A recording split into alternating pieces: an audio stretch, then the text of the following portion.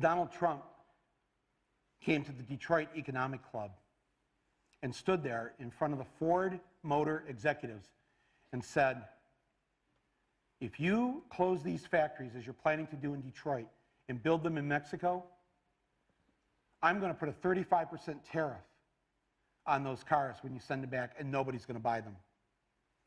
It was an amazing thing to see.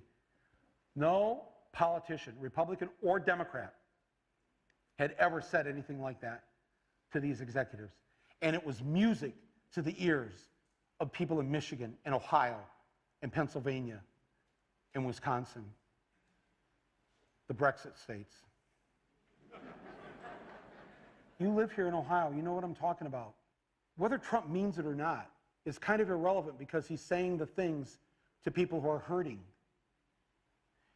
And it's why every beaten down, nameless, forgotten working stiff who used to be part of what was called the middle class loves Trump. He is the human Molotov cocktail that they've been waiting for. The human hand grenade that they can legally throw into the system that stole their lives from them.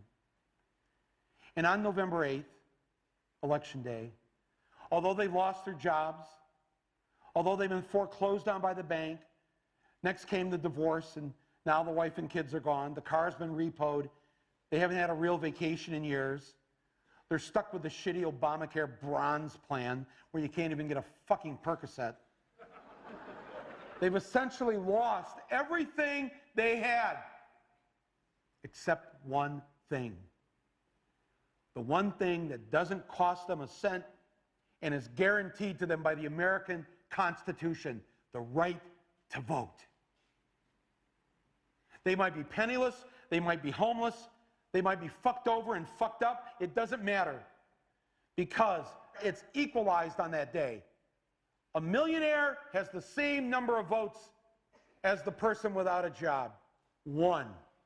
And there's more of the former middle class than there are in the millionaire class.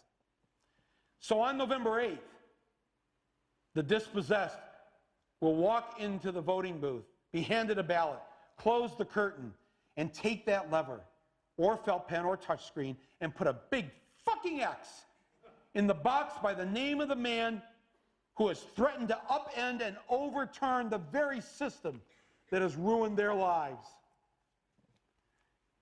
Donald J. Trump. They see that the elites who ruined their lives hate Trump. Corporate America hates Trump. Wall Street hates Trump. The career politicians hate Trump.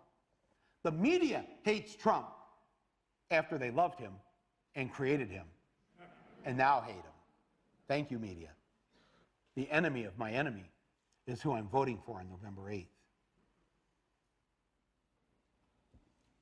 Yes, on November 8th, you, Joe Blow, Steve Blow, Bob Blow, Billy Bob Blow, all the blows, get to go and blow up the whole goddamn system, because it's your right.